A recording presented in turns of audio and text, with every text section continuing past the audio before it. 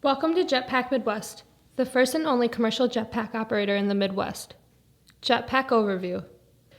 The jetpack is connected to a jet ski by a 52-foot long hose. The jet ski's engine pumps 1,000 gallons of water per minute up to the hose to the pack to provide propulsion, which lifts you into the air. Wetsuit and life vest. When you arrive at your flight location, you'll be greeted by your jetpack flight crew, who will introduce themselves and get you ready for your flight. We'll need to help get you fitted for a wetsuit if you choose to wear one. It's easiest to sit down and put your wetsuit on one leg at a time, making sure the zipper is on the back. Our staff will gladly help you into the wetsuit if needed. Once you're in your wetsuit, you'll get your life vest, which will be tightened up so it's snug, but not constricting. Walkie-talkie helmet. The walkie-talkie helmet is an important part of your flight experience since it allows the instructor to communicate with you throughout your flight.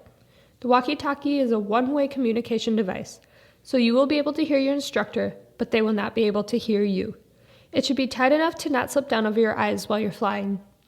Once the helmet is fitted, the instructor will test the volume and adjust, as necessary, using special magnets to turn the volume up or down. The volume needs to be loud enough to be heard over the sound of the jets, but not so loud that you can't hear the instructions. 4-point safety harness. You'll be strapped securely into the jetpack with the 4-point safety harness. On the harness will be a beaded cord. Tugging on that beaded cord will release you from the pack. Since the pack is buoyant, in case of emergency, you can unbuckle and leave the pack in water, where it will float until it is picked up by one of our team members. Once you're seated in the pack, the control arms will be adjusted so that your arms sit comfortably at a 90-degree angle, which is optimal for our flight control. Entering the water. There are 2 ways to enter the water. One will be jumping off the pontoon, in which case you will be taking one big step into the water, while our staff helps guide you to prevent possible collision between the jetpack and the pontoon. The other option is to enter the water from our custom platform, in which case you will enter the water by simply falling backwards. Don't worry, because remember, the jetpack is buoyant and will float you right to the surface after you jump in. The pack will naturally float you on your back, so to get sitting upright, put your arms down and reverse bicycle kick. Swim test. To ensure that you're comfortable in the water and you're able to get yourself upright in the pack, we'll do a quick swim test, where you will put your face in the water and move both of the control arms up over your head while doing a reverse bicycle kick to get your head out of the water.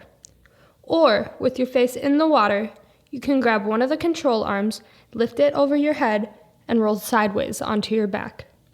Initial movement. Once the engine is started, you'll want the control arms right below the water level.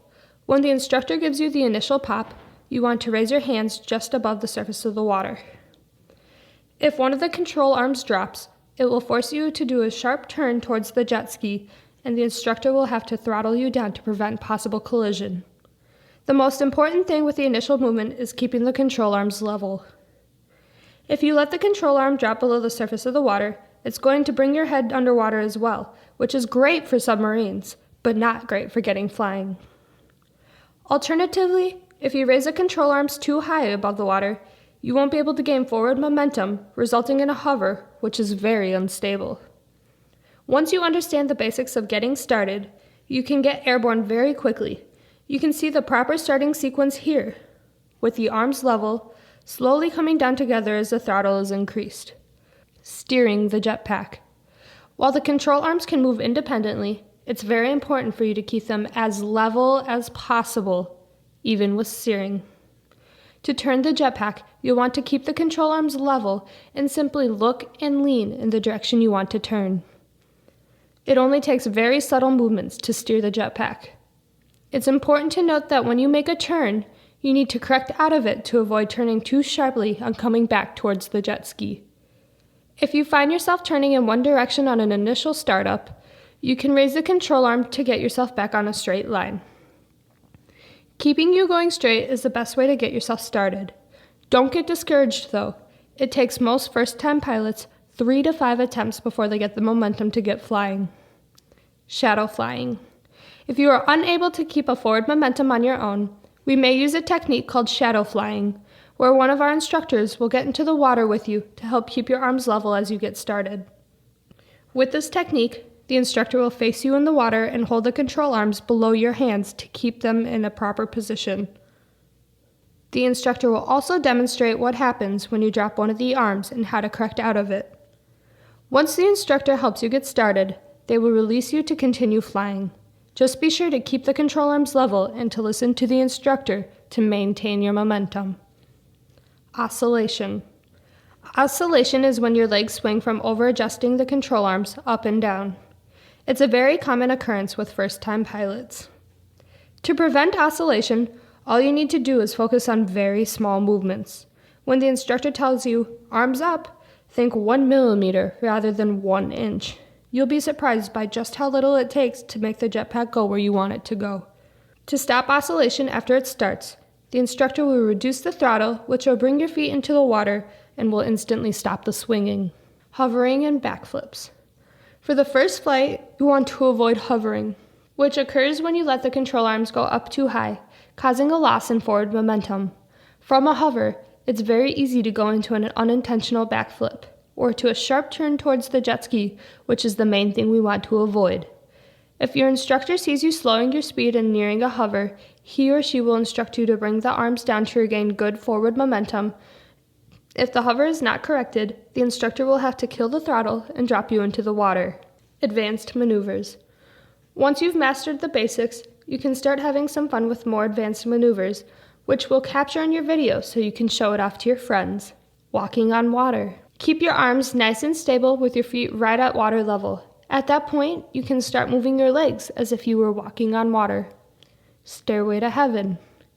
While walking on water, the instructor can throttle you up to do a perfect stairway to heaven. Submarine. When the instructor counts to 3, quickly drop your arms to waist level to dive underwater. Then immediately bring the arms back up out of the water to do a dramatic submarine, complete with a rooster tail on entry. Donut turns. If you demonstrate good controlled turns, the instructor may give you a chance to do some donut turns, where you'll pivot off the hose as you chase the jet ski around in circles. Remember to gentle lean to right or left to avoid turning into the jet ski. Recap. Some of the key points are: hands under the water to start. When you feel the pop, you want to bring your arms just above the surface of the water. It is very important to keep both hands level and maintain small movements.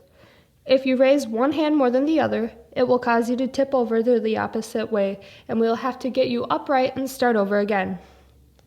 It doesn't seem like it, but this will tire you out very quickly, so the sooner we get you up, the better. We want to see good control in a straight line. Then we will have you turn your head, which will turn you. We want you to see nice wide turns, and we will do this at mid and high taxi positions. As your comfort and ability increase, so will the throttle and height. On that note, let's go fly.